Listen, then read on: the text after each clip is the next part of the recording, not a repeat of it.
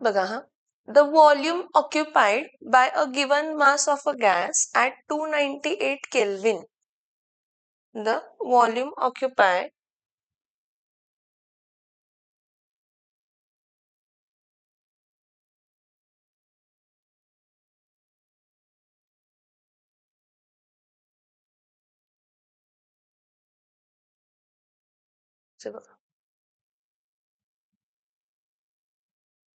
the volume occupied by a given mass of a gas at 298 Kelvin is 25 ml at 1 atmospheric pressure. At what pressure? At 1 atmospheric pressure. So, calculate the volume of a gas if the pressure is increased to 1.25 atmosphere at a constant temperature. Temperature constant आहे आणि vary कोण होत आहे? Pressure आणि काय होत आहे तर व्हॉल्यूम व्हॅरी होत. मग पहिला गिवन लिहून घेऊया. V1 काय आहे? V1 25 ml आहे. V1 किती आहे? is 25 ml at 1 atmospheric pressure. Pressure किती आहे तर 1 atmosphere. त्यांनी विचारले V2 what will be the final volume? Calculate the volume of the gas if pressure is increased to 1.25 atmospheric pressure. 1.25 atmospheric pressure. So at constant temperature म्हटलंय. At a constant temperature. पहिला formula apply करायचा. सगळ्यात पहिला by applying what? By applying Boyle's law. By applying Boyle's law. By applying what? Boyle's law. P1 V1 is equals to P2 V2. Okay, आपल्याला V2 find करायचं आहे. काय find करायचं आहे? V2. Therefore V2 is equals to काय असणार आहे तर P1 V1 अपॉन काय येणार आहे तर P2. P1 ची व्हॅल्यू किती आहे? 1. V1 ची व्हॅल्यू किती आहे? 25 डिवाइडेड बाय P2 किती आहे तर 1 पॉइंट काय आहे तर 25. सो इथं काय करायचं? 25 अपॉन 1.25 म्हणजे ह्याला 125 घेऊया आणि ह्याला 20 म्हणजे 2 डेसिमल काय करूया तर शिफ्ट. हे 1.25 2 डेसिमल काय केले तर शिफ्ट केले. आता 25 1 जा 0 जा 0 जा आणि 25 किती जायत तर 5 जायत. ठीक आहे, परत 5 1 जा आणि 5 2 जा आणि किती जाणार आहे 0 जा. सो V2 किती येणार आहे तर 20 ml. So V2 that is final volume that is equals to how much? 20 ml. How much it is? How much it is? 20. समझ में आ रहा है? Solid.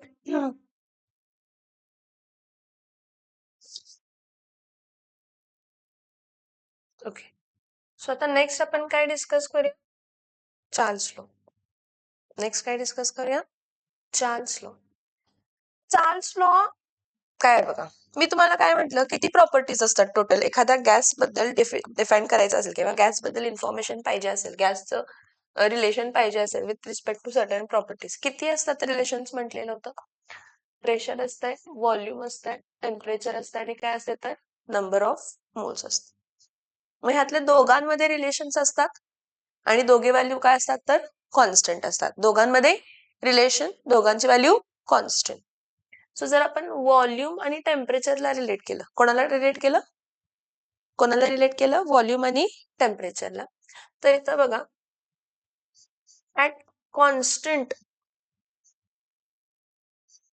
pressure and number of moles, the volume of given mass of a gas, the volume of given mass of a gas is what? Is directly proportional, is directly proportional to the temperature of gas. The volume of given mass of a gas is directly proportional to what? Temperature of a gas. हे direct relation झालं की volume is directly proportional to काय आहे तर temperature. पण ह्याच्या आधी हे जे कोणी सांगितलं हे कोणी सांगितलं तर चार्ल्सनं सांगितलं. कोणी सांगितलं? चार्ल्स. ऍक्च्युली मेन काम चार्ल्सचं होतं. काय सांगताय बघ चार्ल्स? जे Charles and Gay Lussac work independently म्हणजे वेगवेगळं जे जे जे जेम्स चार्ल्सनं वेगळीकडे आणि गे लुसॅक वेगवेगळं काम करत होते. Influence of temperature on a volume of gas. म्हणजे व्हॉल्यूम ऑफ गॅस वरती टेम्परेचरचा इफेक्ट काय आहे? म्हणजे टेम्परेचर वाढवलं तर व्हॉल्यूम काय होतंय? वाढतंय का कमी होते? ह्याबद्दल स्टडी केलं. Their experiment showed that for a given mass of a gas म्हणजे नंबर ऑफ मोल्स कॉन्स्टंट असणार आहे तिथं.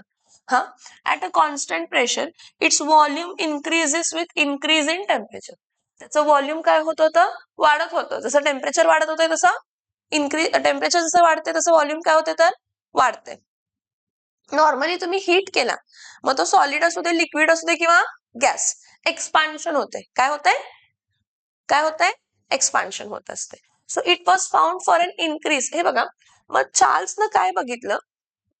चार्ल्सनं काय बघितलं? He stated that for every degree rise or fall in temperature, for every degree rise or fall in temperature, the volume of gas increases.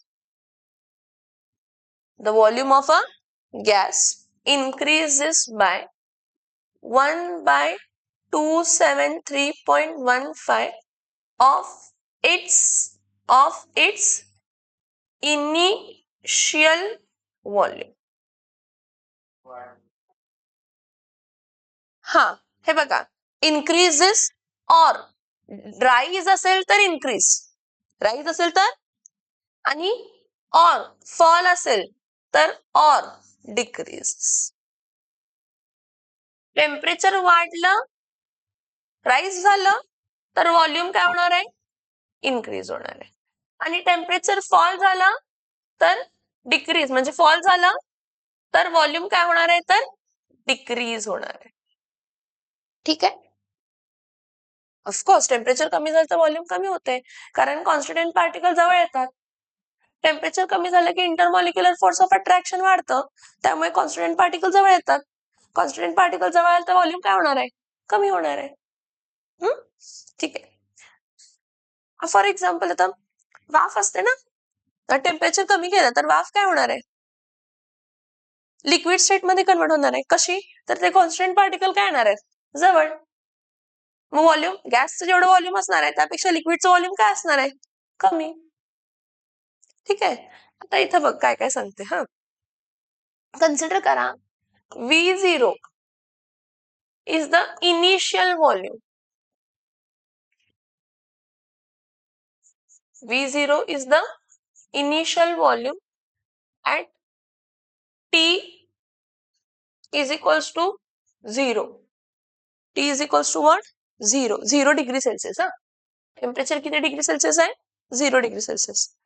आणि VT is the काय आहे तर final volume at T is equals to how much degree Celsius? T degree Celsius. तर confusion नको म्हणून हा capital tease घेते दोन्ही. T is equals to 0 degree Celsius, T is equals to T degree काय येणार आहे तर सेल्सिअस येणार आहे. येते का लक्षात मी काय सांगतो? आता बघा हा, VT किती? VT is equals to काय असणार आहे? Initial volume. काय म्हटलं स्टेटमेंट मध्ये? For every degree rise or fall in temperature the volume of gas increases by or decreases by 1/273.15. So VT is equals to V0 plus temperature T न वाढला तर इथं काय येणार आहे तर T/273.15 of initial volume of T temperature, T degree Celsius न वाढला ना टेम्परेचर, VT ला विचारलंय ना, मग VT ला विचारलंय ऍट टी डिग्री सेल्सिअस काय असणार आहे, व्हॉल्यूम किती न वाढणार आहे, T/273.15 into V0. VT is equals to V0 plus T/273.15 into V0 येणार आहे. सो इथं काय येणार आहे तर V0 in bracket 1 plus T/273 point काय येणार आहे तर 15.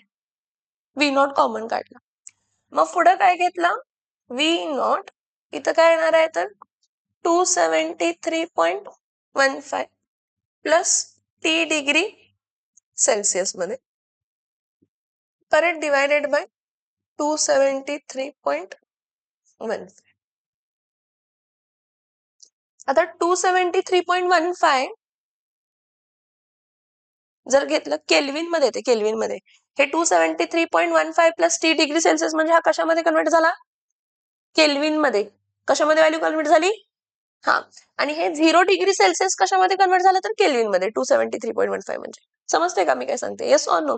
हा, मग मी काय म्हणते 273.15 plus T degree Celsius is equals to T2 temperature आहे. कोणता टेम्परेचर आहे, फायनल टेम्परेचर आहे. आणि 273.15 हा तुमचा काय आहे तर इनिशियल डिग्री सेल्सिअस मध्ये, हा कसला टेम्परेचर आहे तर इनिशियल टेम्परेचर. कसला टेम्परेचर आहे, कसला टेम्परेचर आहे, इनिशियल. सो इथं काय लिहिणार आहे VT. So VT upon V0 is equals to 273.15 plus T degree Celsius म्हणजे कसला टेम्परेचर झाला, T2. आणि 273.15 म्हणजे काय झाला, T1 झाला. कन्सिडर करूया का, हा. आता ह्याच्याबद्दल अजून विचार करा, V0 म्हणजे काय होता, इनिशियल व्हॉल्यूम, म्हणजे V1 कन्सिडर करू शकतो. काय कन्सिडर करू शकतो आपण इथं, काय करू शकतो हिअर आपण असं कन्सिडर करू शकतो V0 म्हणजे काय आहे तर इनिशियल व्हॉल्यूम काय आहे तर V1 आणि VT काय आहे तर फायनल व्हॉल्यूम काय आहे तर V2. करू शकतो ना कन्सिडर. सो इथं काय येणार आहे VT म्हणजे काय झाला V2 आणि V0 म्हणजे काय झाला V1. आलं का, T2 V2 T1 V1 म्हणजे डायरेक्ट प्रपोर्शन आहे ना. कसला प्रपोर्शन आहे, हा, मग तो डायरेक्ट प्रपोर्शन कसा आहे, the volume of a given mass of a gas is directly proportional to the temperature of the gas at constant pressure and number of moles. मग ही स्टेटमेंट जर तशी बघितली V is directly proportional to T. आता V is directly proportional to T आपण जर म्हटलं,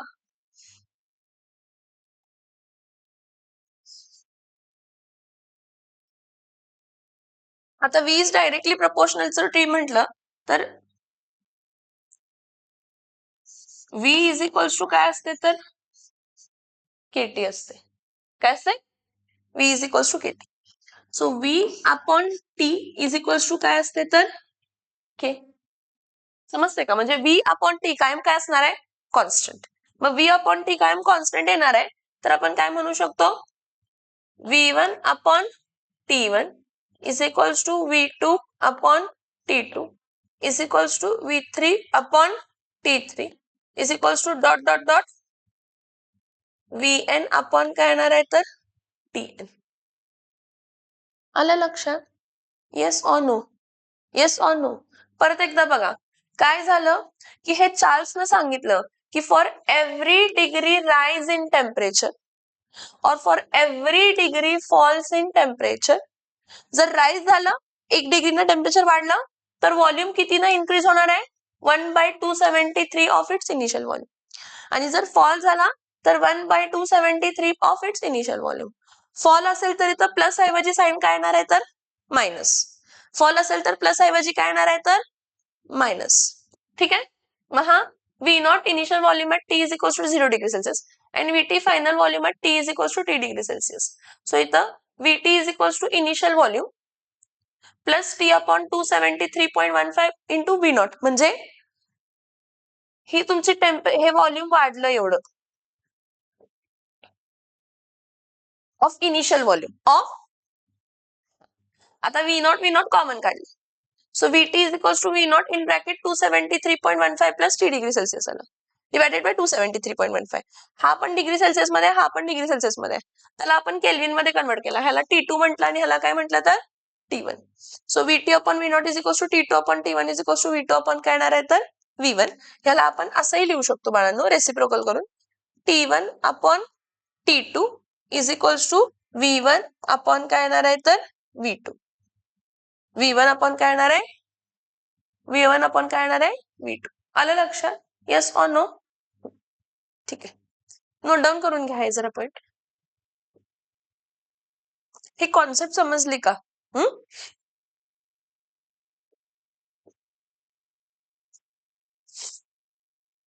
so इथं बघा, it was found that for an increase of every degree of temperature the volume of the gas increases by 1 by 273.15 of its original volume at 0 degree Celsius.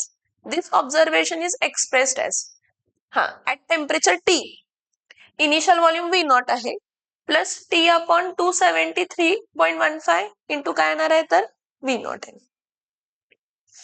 ठीक आहे. So where VT and V0 are the volumes of a given mass of a gas at temperature T degree Celsius and 0 degree Celsius. So rearranging the equation, V0 common काढायचं, VT is equals to V0 in bracket 1 plus T upon 273.15 ह्याला cross multiply करायचं.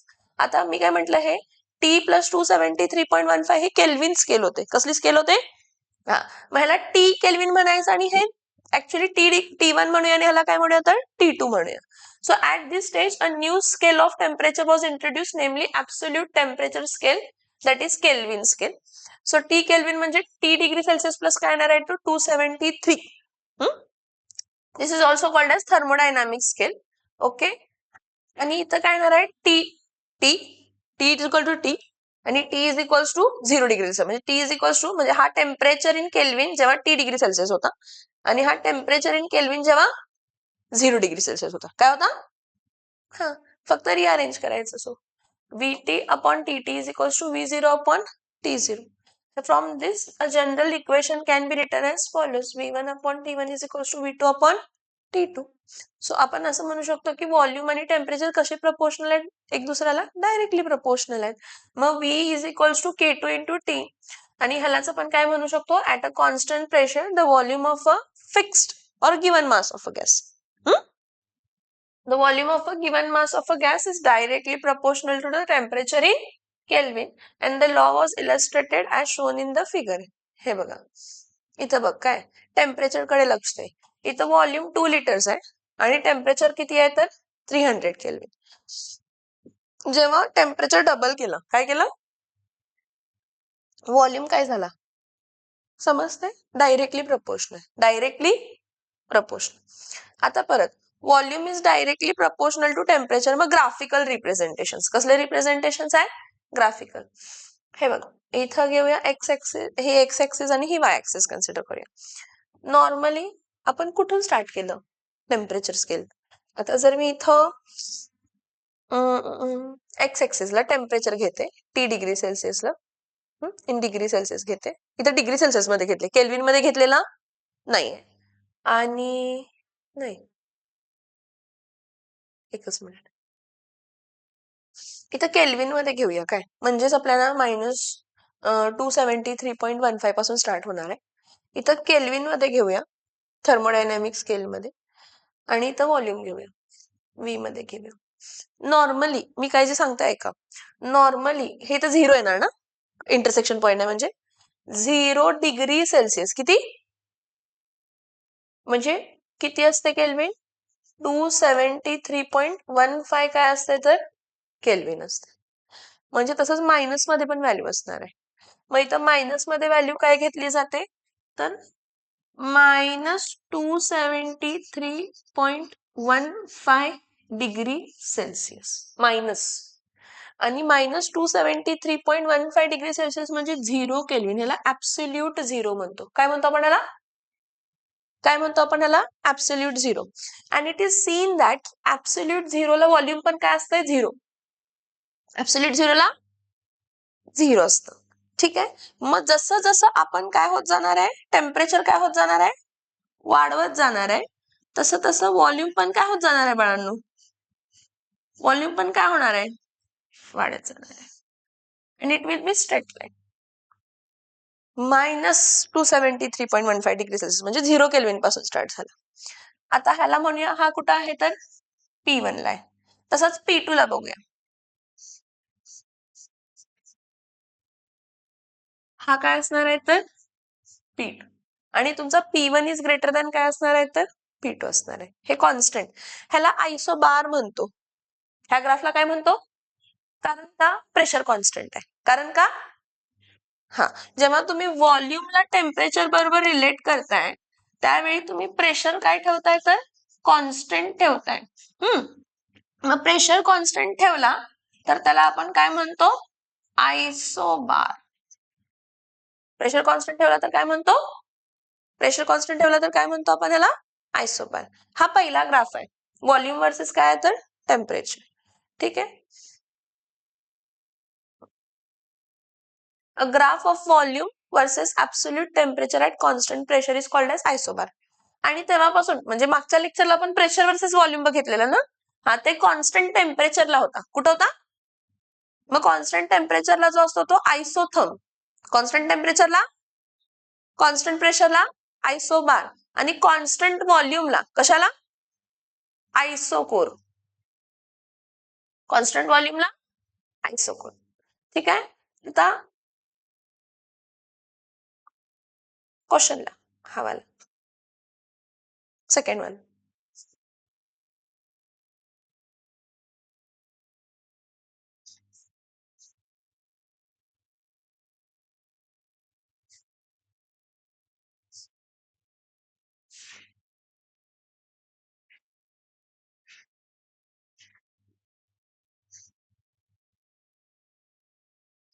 Okay. At 300 Kelvin, at a certain mass of a gas occupies a volume of 1 into 10 raised to minus 3 dm cube. Calculate its volume at 450 Kelvin and at same pressure. जेव्हा temperature आणि volume change होते आणि pressure constant दिले, same pressure म्हटलंय, तर Charles law apply करायचा. पहिला लिहायचं V1 आणि काय लिहायचं तर T1, V1 आणि T1. दुसरं काय लिहायचं तर V2 आणि दुसरं काय लिहायचं तर T2. सो V1 चं व्हॉल्यूम किती आहे सांगा? 10 raised to minus 4. काय असते तर dm क्यूब V1. आणि V2 आपल्याला फाइंड करायचंय. त्यावेळी T1 किती होतं तर 300 केल्विन आणि V2 किती आहे तर 450 केल्विन. सो इथं काय येणार आहे? By which law? By Charles law. By Charles law V1 upon T1 is equals to V2 upon T2. So V2 find करायचं आहे तर V1 into T2 upon T1. कशामध्ये? कशामध्ये? कशामध्ये? प्रेशर आणि व्हॉल्यूम मध्ये कशामध्ये? प्रेशर नाहीये, आता टेम्परेचर आणि व्हॉल्यूम आहे. तेच की ते नाही. प्रेशर आणि व्हॉल्यूम आला म्हणजे बॉयल्स लॉ आला. टेम्परेचर आणि व्हॉल्यूम आला म्हणजे चार्ल्स लॉ आला. प्रेशर आणि टेम्परेचर आला म्हणजे गे-लुसॅक्स लॉ आला. पुढं अजून एक लॉ आहे. आणि व्हॉल्यूम आणि नंबर ऑफ मोल्स आले म्हणजे ॲव्होगॅड्रोज लॉ आला. हा, व्हॉल्यूम असेल तर चार्ल्स लॉ. आपण चार्ल्स लॉ बघतोय. हा तेच ते नसतंय म्हणून जग फसतंय. सो इथं काय असणार आहे? 10 raised to 4 into 450 divided by काय तर 300 is equals to V2 0 0.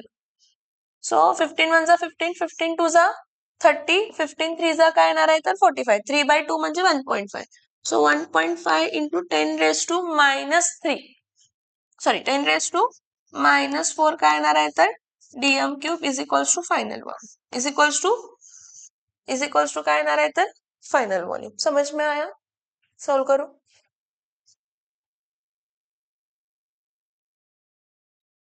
आता जसं आपण चार्ल्स लॉ बघितलं तसं नेक्स्ट लॉ आहे,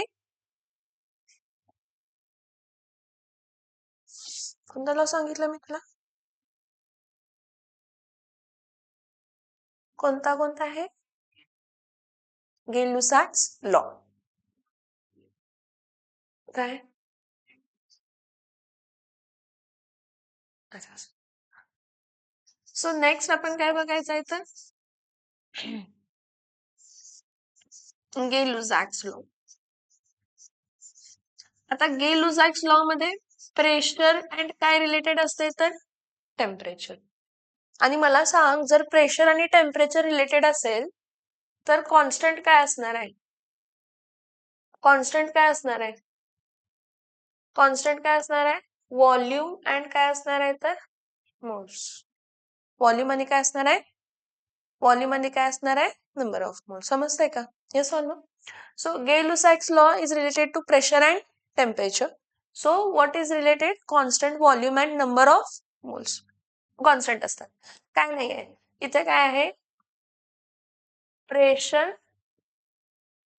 of given mass of a gas, pressure of given mass of a gas is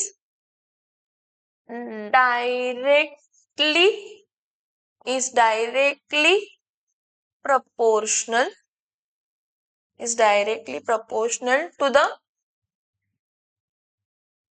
what? Temperature of a gas. Pressure of a given mass of a gas is directly proportional to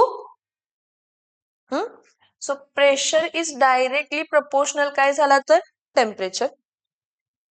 So P is equals to काय झाला तर KT. So P upon T is equals to काय झाला तर K. So त्यासाठी आपण काय लिहितो? P1 upon T1 is equals to P2 upon T2 is equals to P3 upon T3 is equals to dot Pn upon. समझ में आ रहा है? So the pressure of a given mass of a gas is directly proportional to the temperature of a gas at a constant volume and number of moles. मी तुला काय म्हटलेलं, दोन value change होत असतील तर दोन व्हॅल्यू काय राहणार आहेत? कॉन्स्टंट राहणार आहेत. सेम म्हणजे कॉन्स्टंट राहणार आहेत. सेम म्हणजे कॉन्स्टंट. ऍक्च्युली काय माहितीये, इथं बघा मी काय सांगते लक्ष देऊ नाही का? व्हॉल्यूम हा इनवर्सली प्रपोर्शनल टू काय आहे तर प्रेशर, आणि व्हॉल्यूम हा डायरेक्टली प्रपोर्शनल टू काय आहे तर टेम्परेचर. एखादी अशी सिच्युएशन आहे की मला व्हॉल्यूम काय ठेवायचं आहे? कॉन्स्टंट. काय ठेवायचं आहे? सेम, चेंज नाही व्हायला पाहिजे व्हॉल्यूम. तर जर मी व्हॉल्यूम वाढला तर प्रेशर कमी होण्याचे चान्सेस आहेत, आणि जर मी व्हॉल्यूम वाढवलं म्हणजे टेम्परेचर काय होणार आहे तर वाढणार आहे. अशी सिच्युएशन आहे. तर आपण व्हॉल्यूम कॉन्स्टंट ठेवण्यासाठी प्रेशर वाढवल्यामुळे व्हॉल्यूम कमी होईल, प्रेशर वाढवल्यामुळे त्यामुळे आपण टेम्परेचर वाढतो, कारण ह्याचा इफेक्ट हा नलिफाय करतो. ह्याचा इफेक्ट हा. सो कॉन्स्टंट व्हॉल्यूम ठेवण्यासाठी कॉन्स्टंट व्हॉल्यूम ठेवण्यासाठी टेम्परेचर वाढवलं तर प्रेशर पण वाढवतो. की तुमचं व्हॉल्यूम काय राहायला पाहिजे? व्हॉल्यूम काय राहायला पाहिजे? कॉन्स्टंट. समझ में आ रहा है? यस और नो? नोट डाउन करो.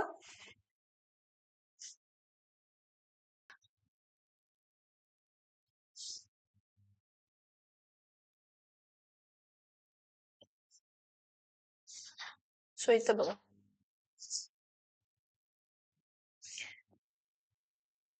गे-लुसाक्स लॉ इथंच आहे खाली. काय कुठं म्हटलंस तू? हेडिंग कुठं दिले? हा, Gay Lussac's law, pressure, temperature, volume. It relates the pressure and absolute temperature of a fixed mass of a gas at a constant volume. Okay. So काय नाही, ऍट अ कॉन्स्टंट व्हॉल्यूम. मी तुला काय म्हटलं, व्हॉल्यूम काय ठेवायला पाहिजे? कॉन्स्टंट, किंवा volume काय राहायला पाहिजे? कॉन्स्टंट. त्यामुळे प्रेशर आणि टेम्परेचर वाढवतो. काय वाढवतो? Pressure and So at a constant volume, the pressure of a fixed amount of a gas is directly proportional to its absolute temperature. So mathematically, the law is expressed as pressure is directly proportional to temperature. So P is equals to KT. So P is equals to KT काय असणार आहे? P1 upon P upon T is equals to K. मग P1 V1 upon P2 V2 upon P3 V3 is equals to Pn Vn. Graph. आता हा graph जो आहे ball pressure आणि volume directly proportional आहे ना, म्हणजे स्ट्रेट लाईन पासिंग थ्रू काय असणार आहे? ओरिजिन, पण ऍट कॉन्स्टंट व्हॉल्यूम. पण ऍट तुमची V4 ही सगळ्यात जास्त व्हॉल्यूम असणार आहे. जसं जसं व्हॉल्यूम वाढत जाते ना, तसं तसं हे नियर द एक्स एक्सिस येत जाते. So it is passing through the origin. It is passing through the origin. It is passing through the origin. It is passing through the origin. Straight line passing through the origin चे graph आहे. ठीक आहे.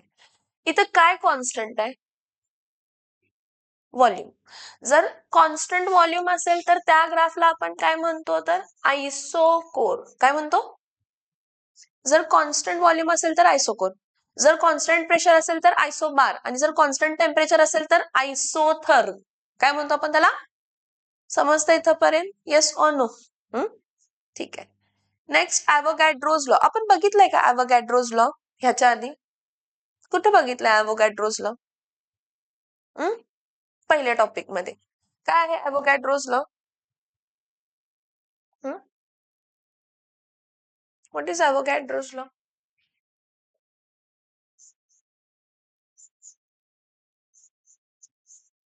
C Avogadro's law मध्ये pressure and temperature काय असते? तर constant असते.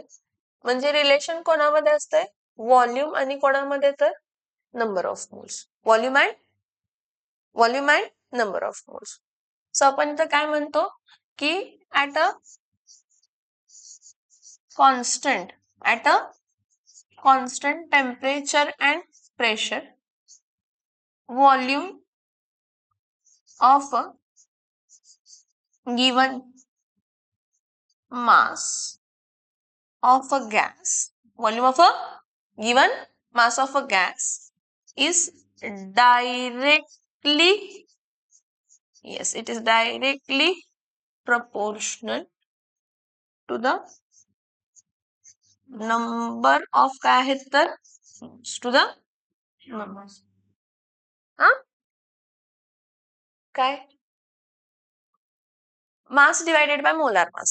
Number of moles म्हणजे mass divided by molar mass, किंवा given volume divided by molar volume, किंवा given molecules divided by Avogadro's number. किंवा ह्याला असंही म्हणतात equal volume of gases, equal volume of gases under what? Under identical conditions of temperature and pressure contains what? Contains equal number of moles. Contains, yes, equal volume of gases under identical condition of temperature and pressure म्हणजे constant temperature and pressure. So your volume is directly proportional to number of moles. So V is equals to काय येणार आहे तर K into N. So V upon N is equals to काय येणार आहे? K at constant temperature and pressure. At constant temperature and, समझ में आया? Yes or no?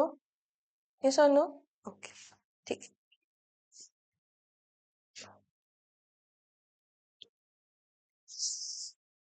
So the next law we are going to put forth is Avogadro's law. हे chapter 1 मध्ये बघितलंय. Equal volume of all the gases at same temperature. That is same temperature म्हणजे constant temperature and pressure.